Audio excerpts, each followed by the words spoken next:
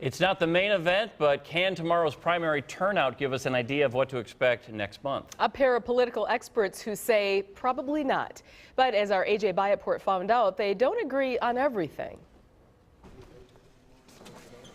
The recall elections are upon us, but professors at both Marquette and UWM expect a small turnout for Tuesday's primary. I've really been surprised sort of how little excitement there is about the primary.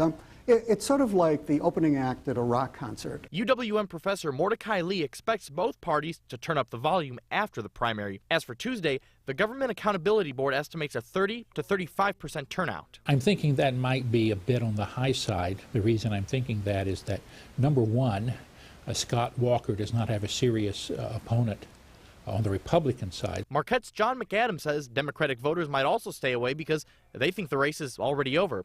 The most recent Marquette poll has Tom Barrett ahead by 17 points. But Lee says if that happens, Republicans might have an impact by strategically voting in the Democratic primary. If there's a huge Republican crossover, and if they deliberately vote against Tom Barrett and for Kathleen Falk, that might totally change it. McAdams doesn't see that happening. The best studies I've seen suggest that there's more sincere than strategic voting in primaries.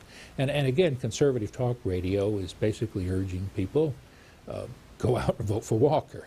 Both professors do agree a low turnout Tuesday would not reflect on the enthusiasm we'll see for next month's general election. There are some voters who really care about the World Series, but they don't care about the pennant races.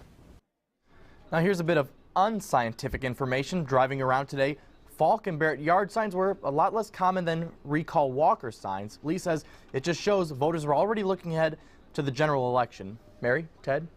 All right, AJ, thank you. And stick with Fox 6 tomorrow for complete election coverage. We'll be with the major candidates and bringing you results live on the air and on our website, fox6now.com. Be sure to join us. Mordecai mentioned the World Series there. Let's